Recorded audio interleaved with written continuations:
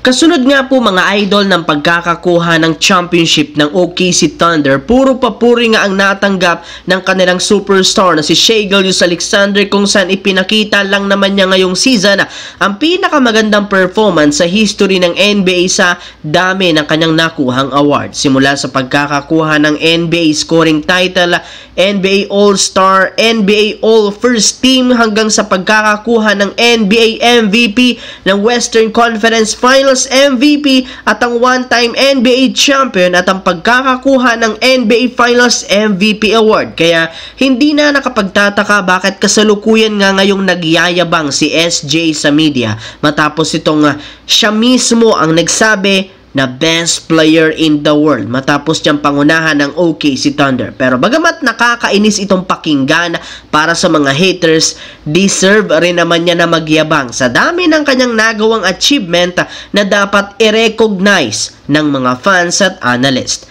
Samantala, pinangako nga po mga idol ng management ng Los Angeles Lakers na gagawin nila ang lahat para mapalakas ang lineup. At isa sa mga target na available na sentro dito ay syempre kaya nilang kunin sa mga susunod na buwan. At kabilang sa mga bagong sentro na posible nilang makuha ay walang iba kundi si Bam Adebayo mula sa Miami Heat. May lumabas nga pong balita ngayon na ang Lakers ang pinakamataas na odds na makuha si Adebayo. Ang problema, kakailanganin nilang magsakripisyo dito ng napakaraming asset para makuha ito. Ayon pa kay Jovan Bohan ng The Athletic, maaari nga pong gamitin ng Lakers ang pagkuha kay Adebayo gamit sina Austin Reeves, Dalton Knecht, syempre may kasama pang pick swap at isang first round pick. Mismo ang Miami na ang nagsabi na sigurado nga po na bubuwagin nila ang lineup ngayong off-season, kaya hindi talaga malabo na i-trade nila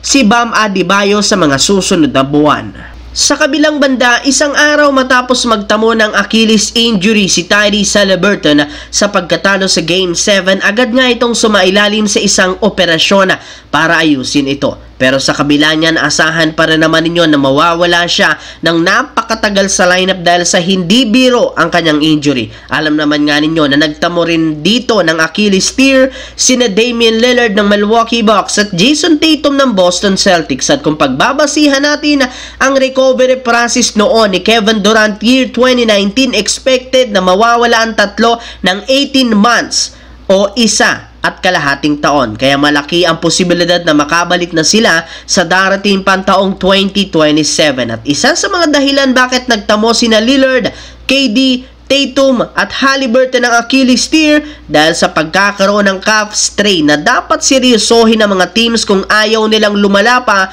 ang sitwasyon ng kanilang mga superstar.